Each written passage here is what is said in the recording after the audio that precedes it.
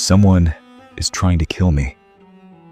These were the chilling final words of Captain Robert Willmott whispered to his senior officers just hours before he was found dead in his private quarters. That very same night, his fireproof luxury liner, the SS Morro Castle, transformed into a floating inferno off the New Jersey coast.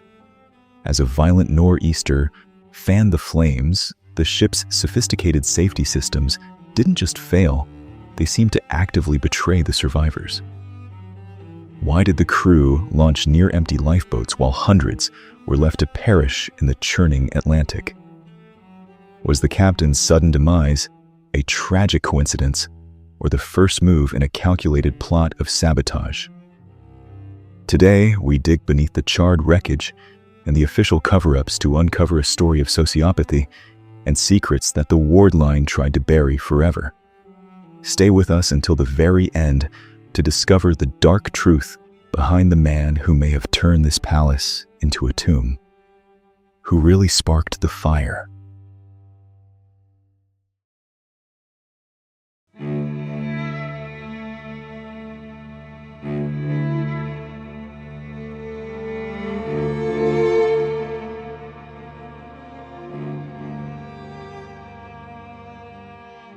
The resurrection of the ward line began not with a triumph of industry, but with a desperate high-stakes gamble fueled by a crumbling empire.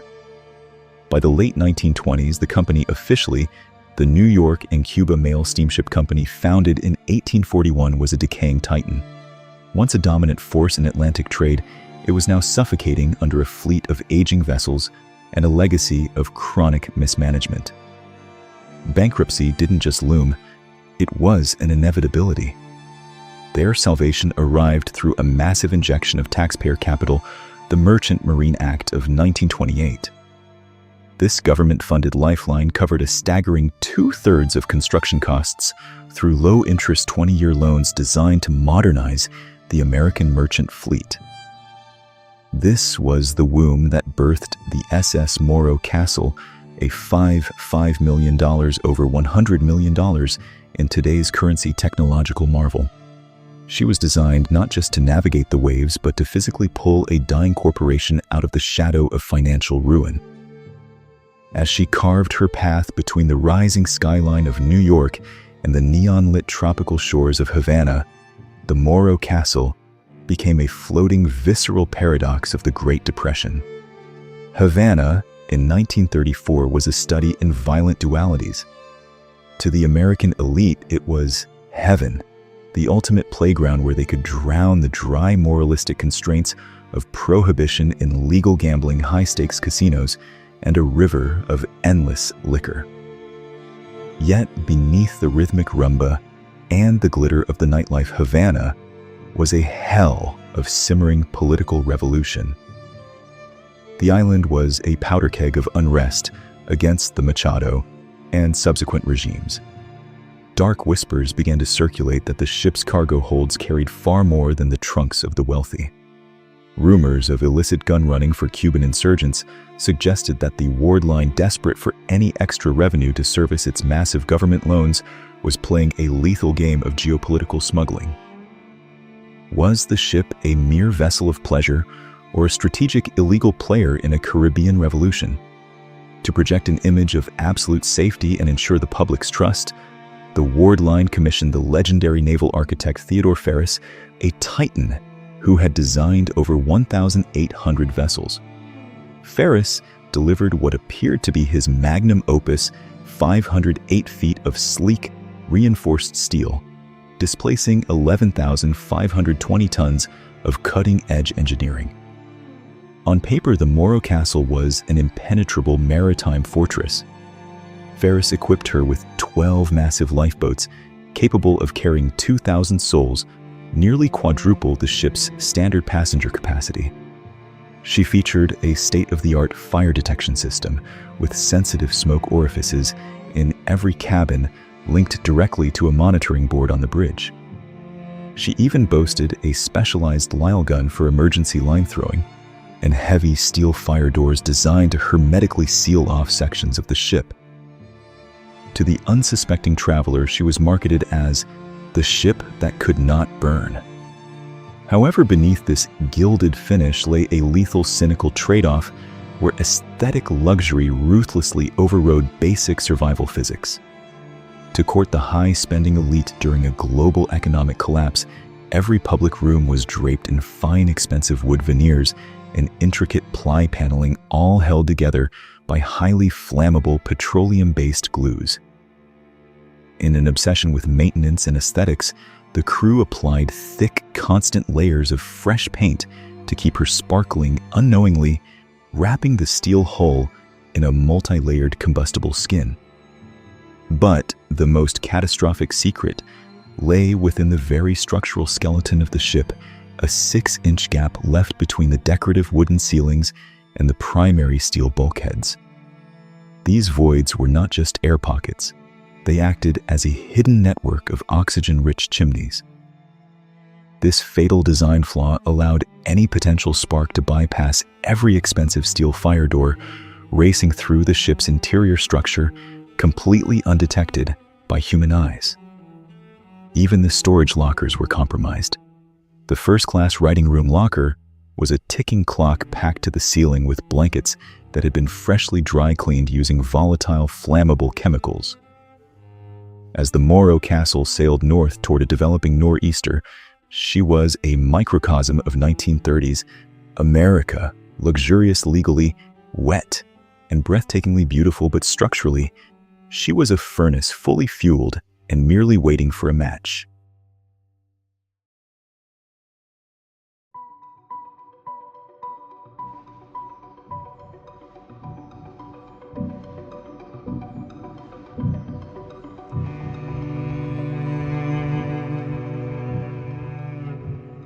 While the SS Morro Castle gleamed under the opulent crystal chandeliers of the first-class dining saloon, a darker, far more corrosive reality was dissolving the ship's chain of command from within. At the epicenter of this brewing psychological storm was Captain Robert Willmott. A veteran with over 30 years of maritime service, Willmott was the personification of British maritime elegance. To the affluent passengers, he was the ultimate host, a charming storyteller and a refined English gentleman whose mere presence offered a sense of security against the backdrop of the Great Depression.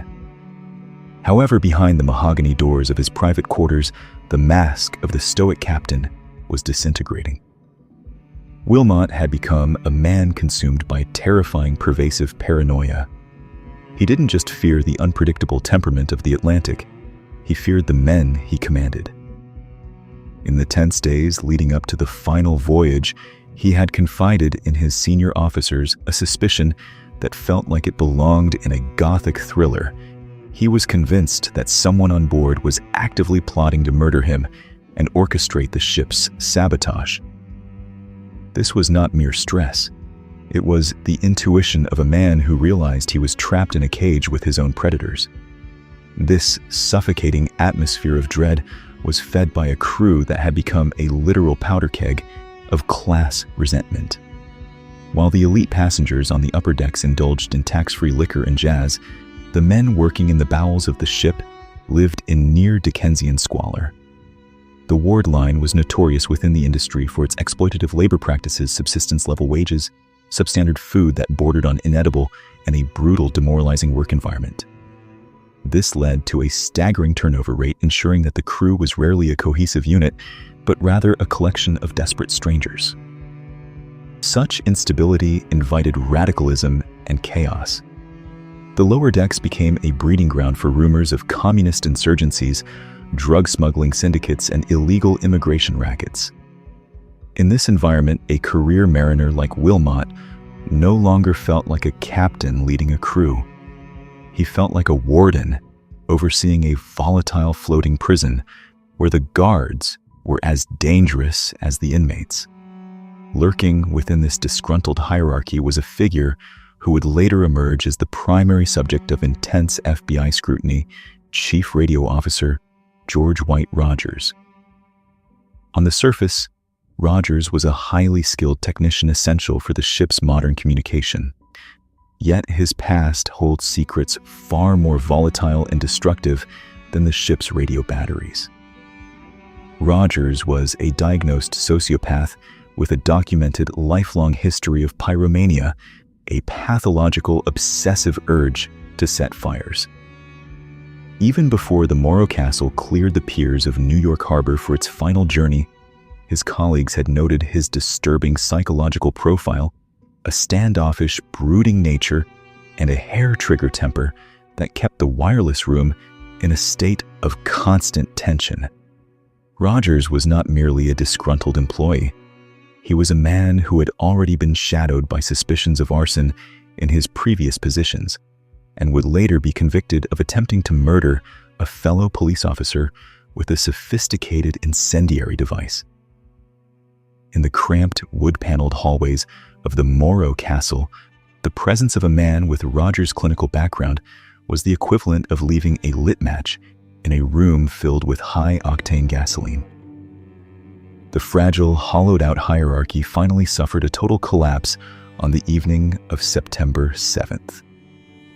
When Captain Willmott was discovered dead in his bathroom, a sudden and highly suspicious heart attack just hours after his dinner, the ship's soul was effectively severed.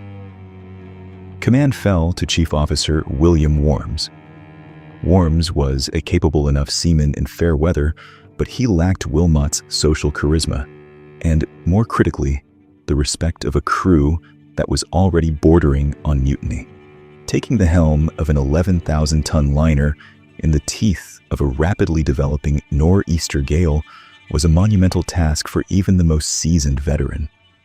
For an inexperienced acting captain who was openly despised by his subordinates, it was a death sentence for everyone on board. As the storm intensified and the winds began to howl through the rigging like a banshee, the Morro Castle ceased to be a functioning maritime vessel.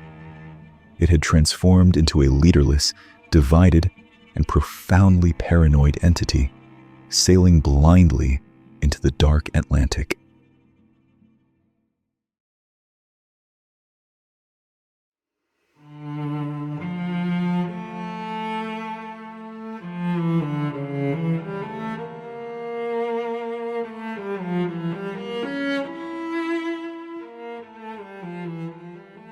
The clock struck 2:45 a.m.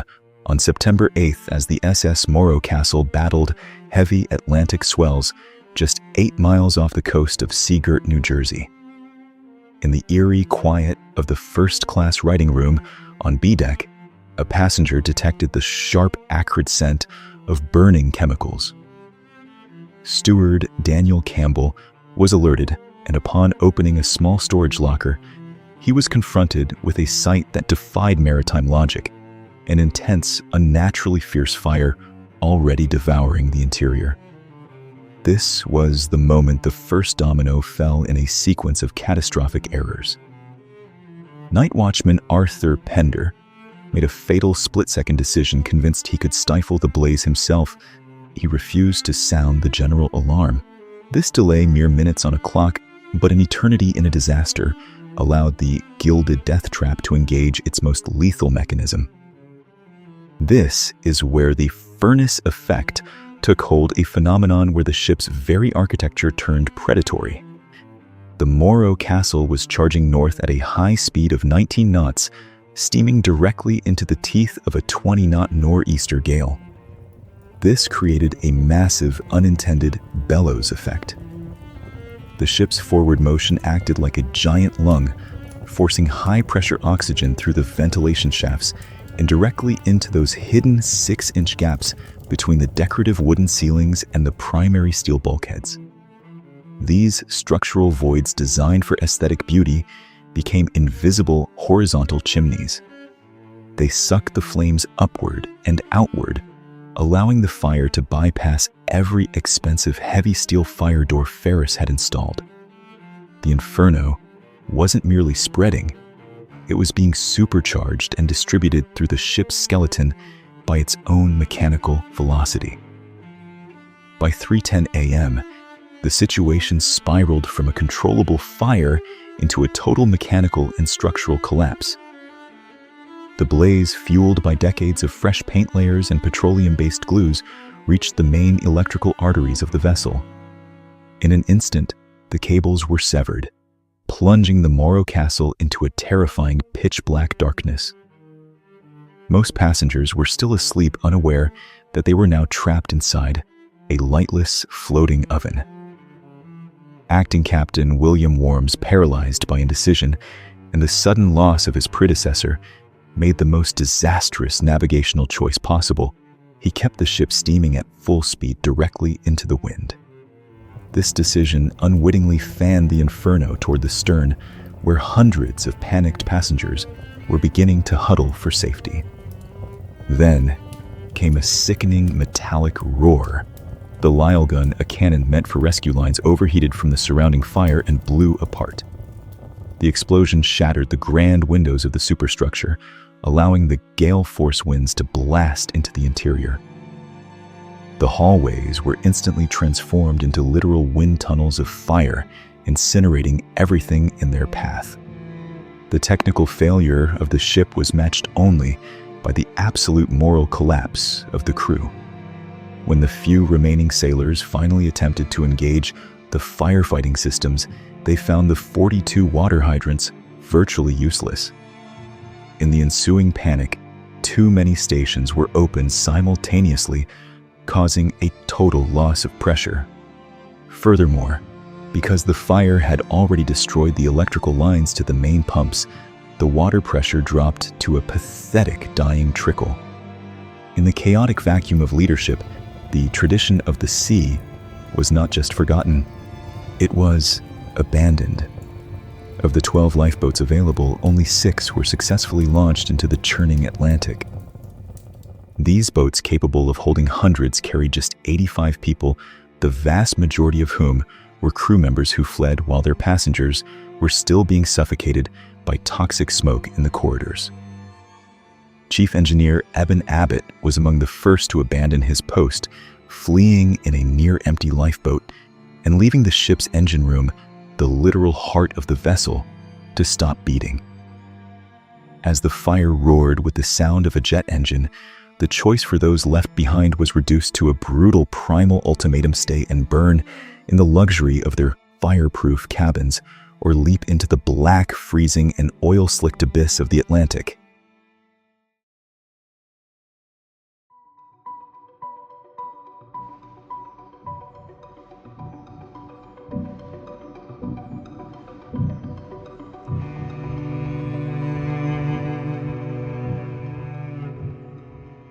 Because the radio operators could not obtain a definitive answer from Acting Captain Worms, the SOS was not authorized until 3:18 a.m. and was not transmitted until 3:23 a.m. Within 5 minutes, the intense heat of the fire began to distort the Morro Castle's signal. Shortly afterward, the emergency generator failed and transmissions were cut off. The SS Morro Castle is no longer a vessel of luxury. It has transitioned into a 500-foot atmospheric furnace, screaming with the tortured groan of buckling rivets and the rhythmic, terrifying roar of a backdraft inhaling oxygen.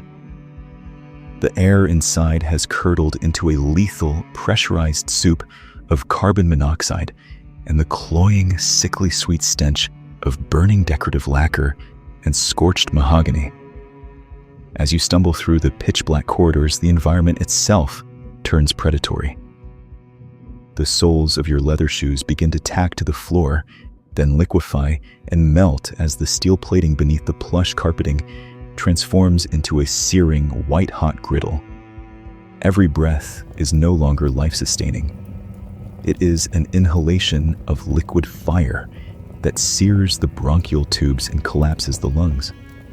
In the total blackout caused by the electrical failure, the only illumination is a hellish, pulsating orange glow, reflecting off the jagged charcoal Atlantic swells outside a strobe light from the abyss.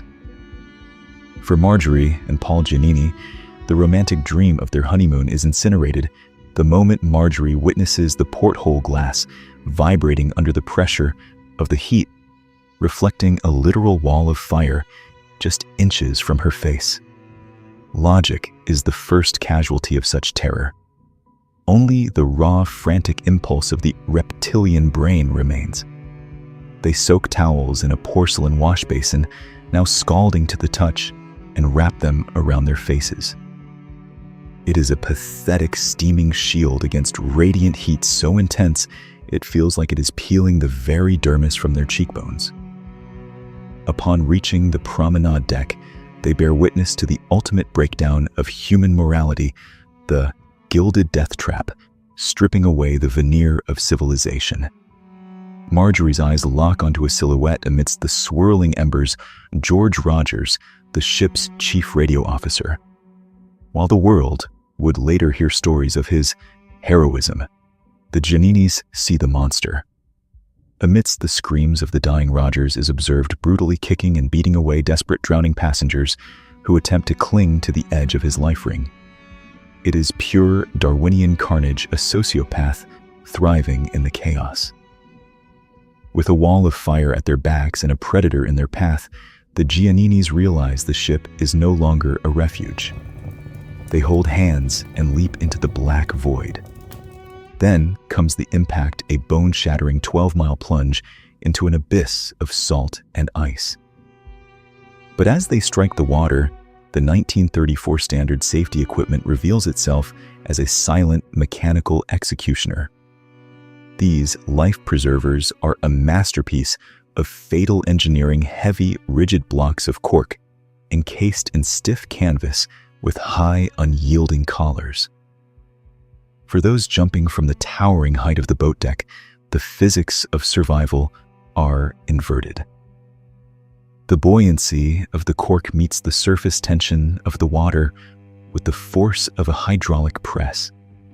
You can hear the sickening, muffled crack of cervical vertebrae snapping instantly as the collar is driven upward into the skull. Others, less lucky to die instantly, are struck under the jaw by the rising cork, knocked into a deep terminal unconsciousness. They drift away in the nor'easter gale, bobbing upright like macabre buoys, already dead or drowning as the frigid Atlantic fills their lungs. Yet, in this dark theater of shadows, a flicker of divine nobility remains to challenge the darkness. Franz Debesch, an 18-year-old champion swimmer with a lifetime of gold medals and high school senior memories ahead of him, stands on the precipice of the stern. Beside him are his friends Joseph Hidalgo and Rosario Camacho. Rosario is paralyzed by a catatonic terror, her hands empty of a life vest, her wide eyes reflecting the orange inferno devouring the ship. Without a second of hesitation or a thought for his own survival, Franz strips off his own life vest and forces it over her head, cinching the straps with steady hands. When Joseph attempts to protest this act of suicide, Franz silences him with the supernatural calm of a man who has already settled his accounts with fate. "Don't be ridiculous, Joseph. You know I'm the better swimmer." Franz and Rosario lock hands, a final defiant grip of human connection against the indifferent machinery of death, and jump together. The churning surf of the nor'easter, however, is a meat grinder of white foam and oil. The ocean tears their hands apart, the microsecond they submerge. Rosario, buoyed by Franz's final gift, is kept afloat through the freezing, lonely night. But for Franz, the champion of the water, the sea offers no mercy for his courage. He vanishes into the dark, indifferent depths, his body destined never to be recovered. He leaves the survivors to haunt the waves for hours, their eyes stinging with salt and oil, searching desperately for the rhythmic flash of the sea-girt lighthouse to break the suffocating horizon.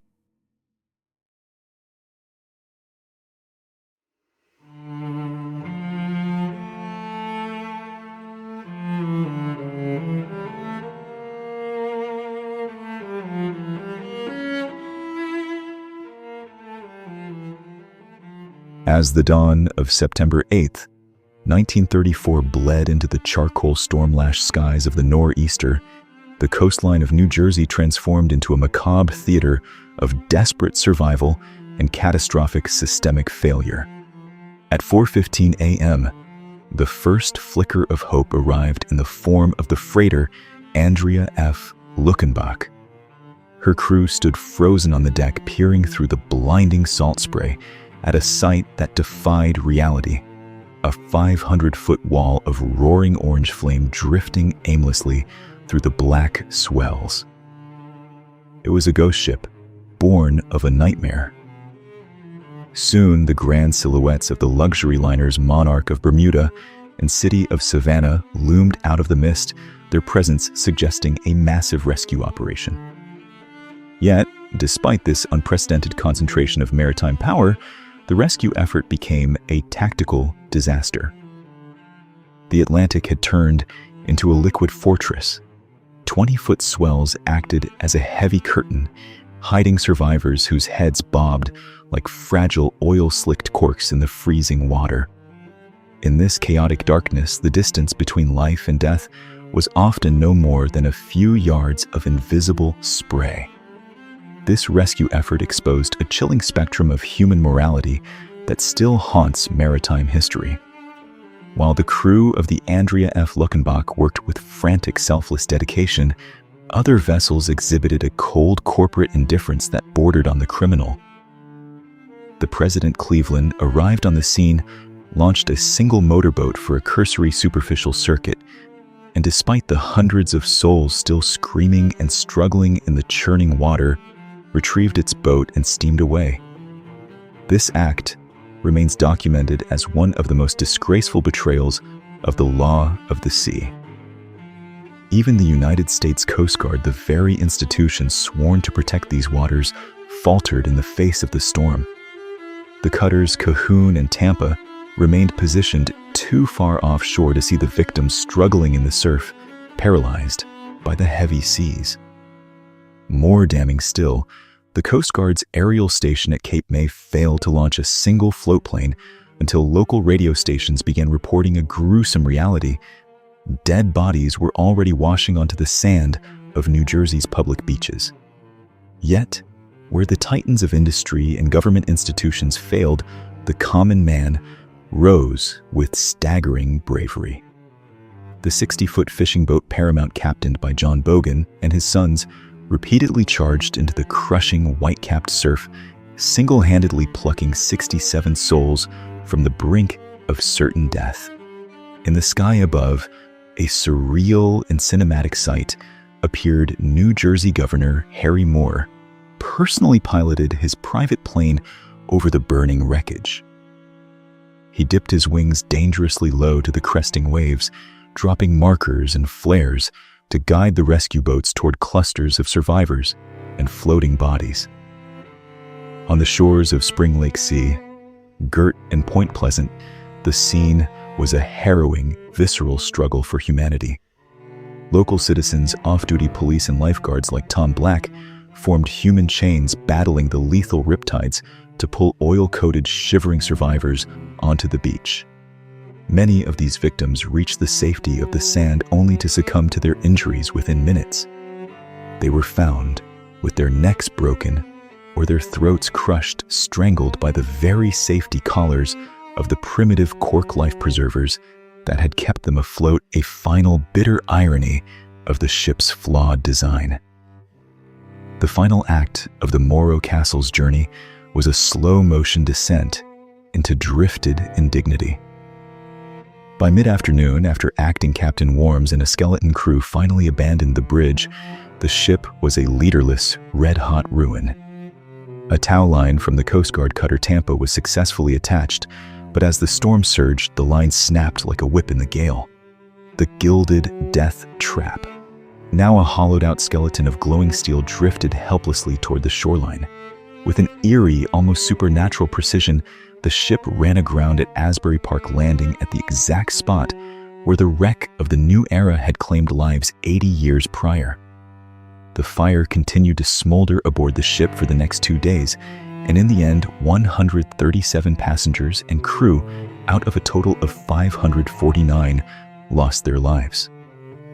For the next 6 months, this charred monument to 137 deaths became a grotesque carnival attraction in the heart of the Great Depression. The Ward Line's failure became Asbury Park's windfall. In a macabre twist of commercialism, tourists paid for the privilege to wade out and touch the blackened hull.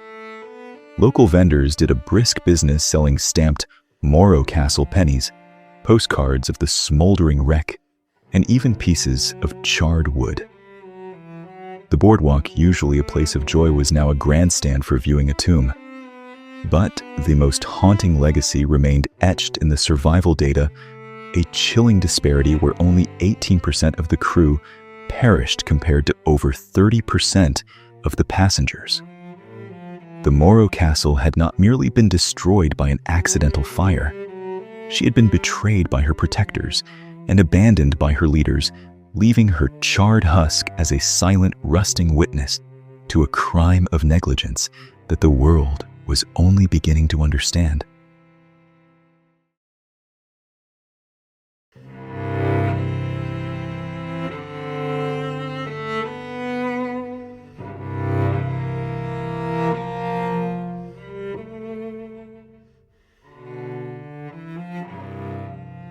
As the smoldering skeleton of the SS Morro Castle settled into the shallow sands of Asbury Park, becoming a grotesque boardwalk attraction, a formal federal investigation began to peel back layers of truth far more terrifying than the flames themselves.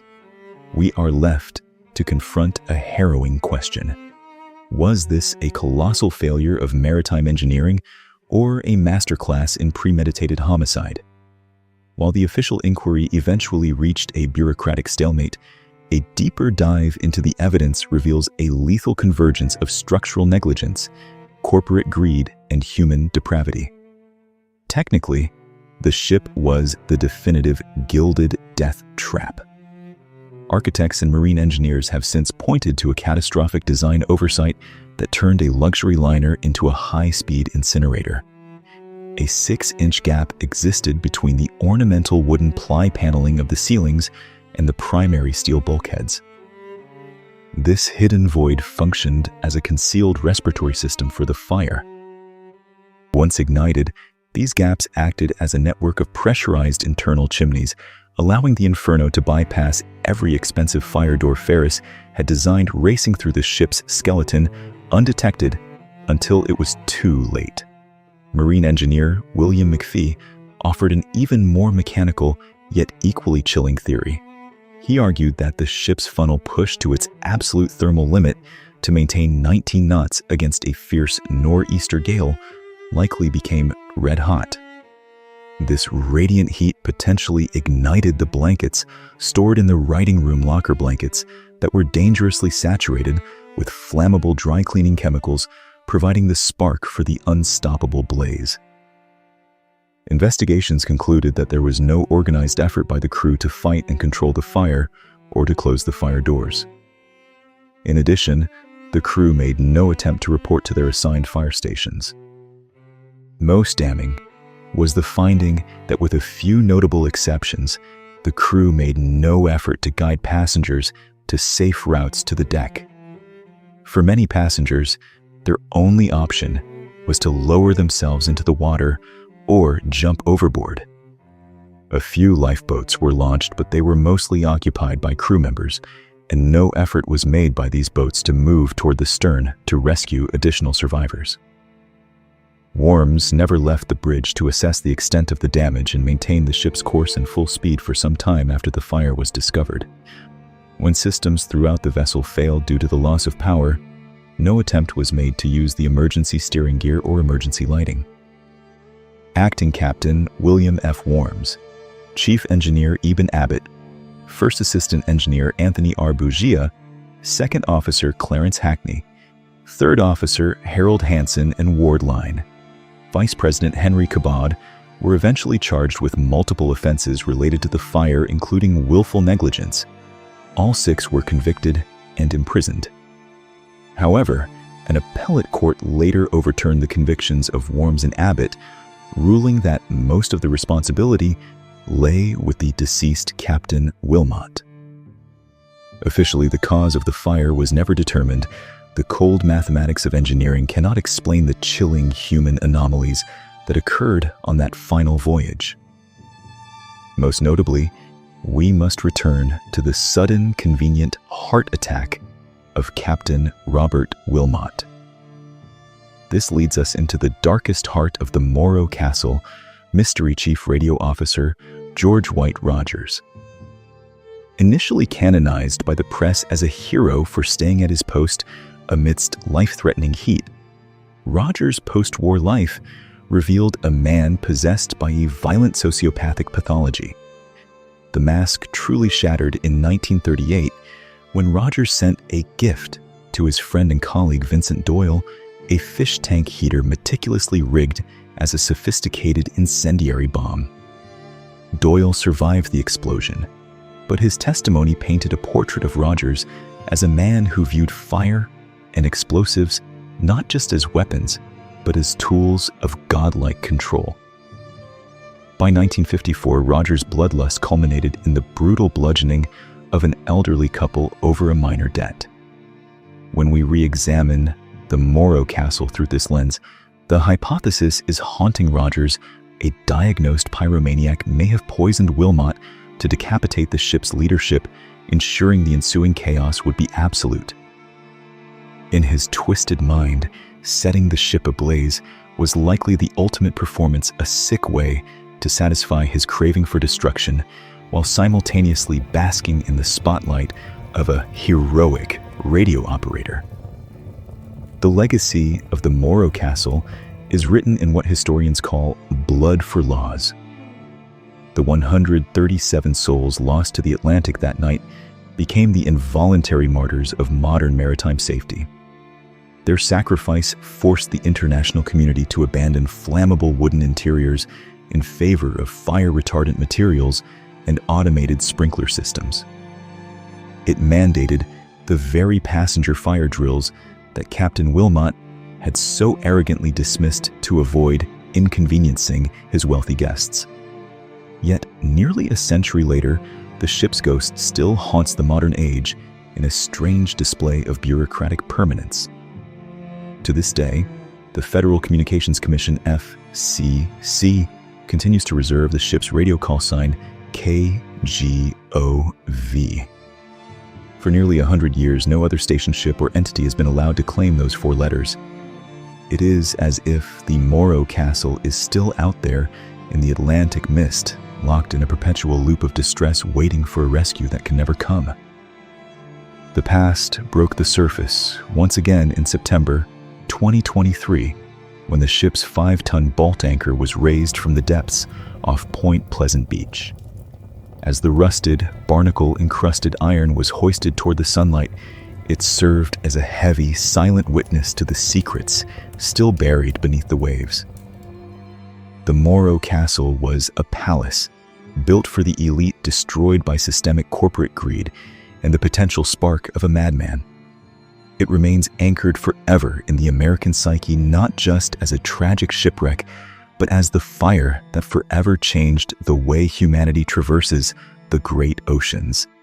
Before we conclude today's message, we must stop to honor the 137 fathers, mothers, and dreamers who perished on September 8, 1934. May their memory serve as a permanent lighthouse, a warning to all who sail the seas that safety must never be sacrificed for vanity. Thank you for standing with us on the charred decks of history today. This investigation into the SS Morro Castle is more than just a ghost story. It is a reminder of the human cost of negligence. If this story moved you or made you question the official narrative, please support our mission by liking, sharing, and subscribing to the channel. If you have your own theories or perhaps a family story handed down through generations about this tragedy, please share them in the comments below. We read every one of them. Until our next voyage into the shadows of the deep keep, seeking the truth for the ocean, never gives up its secrets easily. See you in the next video.